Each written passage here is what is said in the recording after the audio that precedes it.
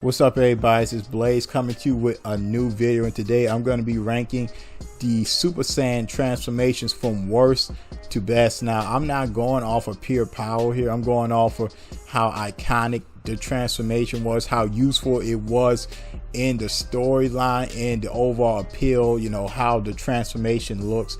So first up, this shouldn't be, nobody should be able to argue with this one. Grade 3 Super Saiyan was pretty useless. All it was pure power. It had absolutely no speed.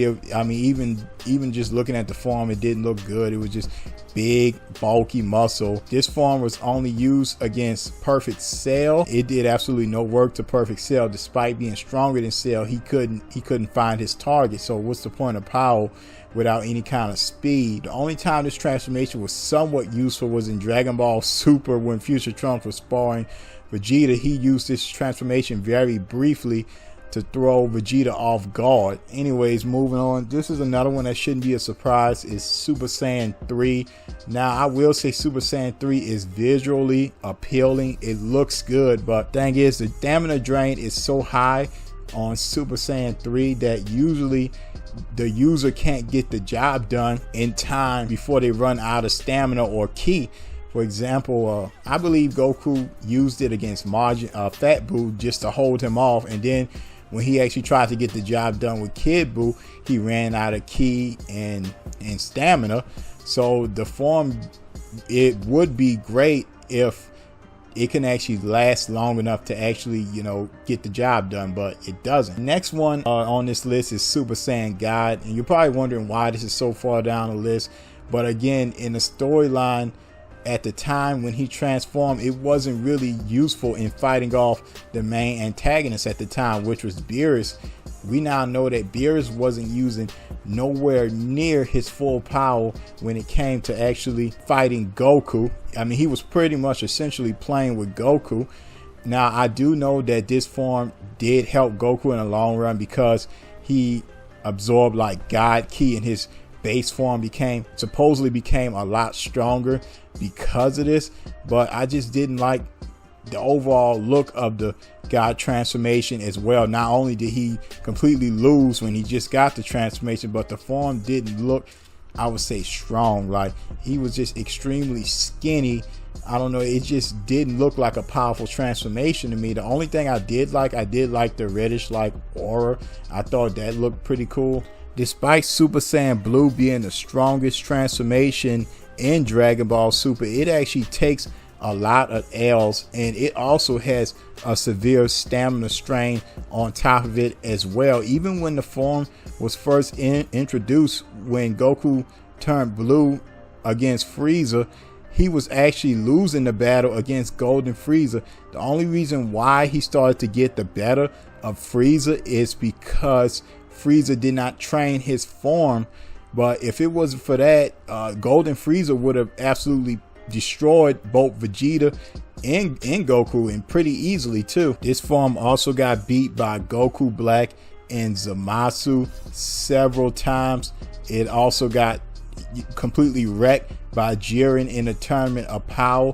When a transformation constantly loses, this is supposed to be Goku's strongest power at the time, and it did absolutely no work, so it really makes the transformation look bad. Next, I'm going to have to go with the Ascended Super Saiyan. Now, I know this form hasn't really had any wins per se, but it could have. Like, this form absolutely destroyed Semi-Perfect Cell, and Vegeta would have easily have won if he would have just taken care of Cell. But Vegeta was extremely arrogant, so he felt like he had to test his power against Cell's perfect form, and we know how that worked out for him.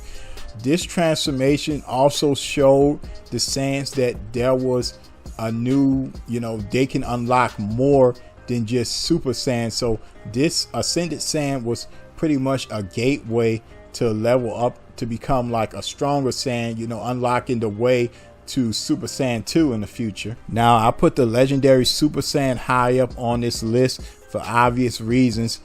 The user of this transformation gains an immense amount of power, and there's only two users that can use this power, and it is Broly and Kale. And usually when they transform into this no one around can usually touch them, because usually they're kind of in a blind rage, which makes them even stronger. Now Kale was able to pretty much ragdoll and off guard Goku, who wasn't expecting her to all of a sudden get that strong. And of course, you know, Broly was able to beat Goku and Vegeta in their Super Saiyan Blue forms with ease. They had to use the fusion Gogeta in order to beat him. So yes, the legendary Super Saiyan power is not something that can be trained or learned or mastered. The user has to be born with. The legendary Super Saiyan also has a very intimidating look. They usually have overly large muscles. The pupils usually disappear in their eyes, and they always seem to have green hair. And despite them having huge muscles, they're not like the Super Saiyan Grade 3. It does not slow them down whatsoever. If anything, once they transform into the legendary Super Saiyan, they become even faster. I would say the main drawback to this transformation is that if the user doesn't train on how to control its power, they can end up destroying whatever planet they're fighting on. Next up, we have the Super Saiyan 2 transformation. Now, the Super Saiyan 2 transformation, when it was first introduced, it actually put in a lot of work as far as taking care of the antagonists at the time. As you know, Gohan was the first one to actually turn Super Saiyan 2, and the build up to that was actually, you know, great, because it all started back in the Raditz saga when Gohan first attacked Raditz. How high his power level spiked. That was like a foreshadowing as to what Gohan could become in the future. And now it was like, and at the end of the Cell saga, all of that finally came to a head, and what came out of that was the Super Saiyan 2 transformation. And it was absolutely amazing, because it was one shot in Cell Jr.'s like nothing. He punched Cell in the gut and made him cough up Android 18. So he literally coughed up an entire transformation from Gohan's gut punch. And not only that, I like the overall look of the Super Saiyan 2. I like the electric around it. I like the fact that the hair actually stands up a little bit more. It's not drastically different from the original Super Saiyan transformation, but it pretty much looks like a more advanced Super Saiyan. So it pretty much does what it's supposed to do. Now, I know it's probably crazy that I put a GT transformation this high up, but Super Saiyan 4 visually is my all-time favorite Super Saiyan transformation, because I feel like this is the perfect way to finish off the evolution of a Super Saiyan, and has this as like a Saiyan's final form, because it takes the original transformation of a Saiyan, the Ozaru, and brings it down to a humanoid type level, mixing it with the Saiyan's human form. So it's just, to me, it's just the perfect way to finish everything off. And also, Super Saiyan 4 actually did do a good job of taking care of the main villains as far as Baby goes, and it also took out Super 17 and some of the Shadow Dragons. It did come up short when it came to Omega Shenron, but you know, he was the in-game boss after all. Lastly, we have the original Super Saiyan transformation, arguably the most iconic transformation in anime history. The build up to this transformation was just so great. Before Goku actually transformed into this, the Super Saiyan was nothing more than a legend, a myth at the time. This transformation really showed the potential of a Saiyan, because before this, Saiyans wasn't really seen as being that powerful. So this was just the start of what a Saiyan was actually capable of.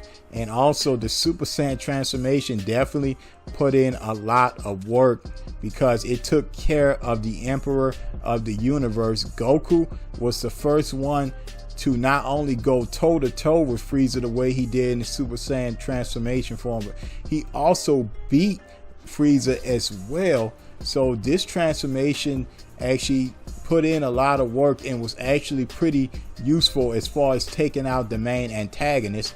Not to mention, it also took out Frieza again when future Trunks came along and turned Super Saiyan against him as well. Guys, that concludes my video. Let me know if you agree with this list, disagree, what would you change about it?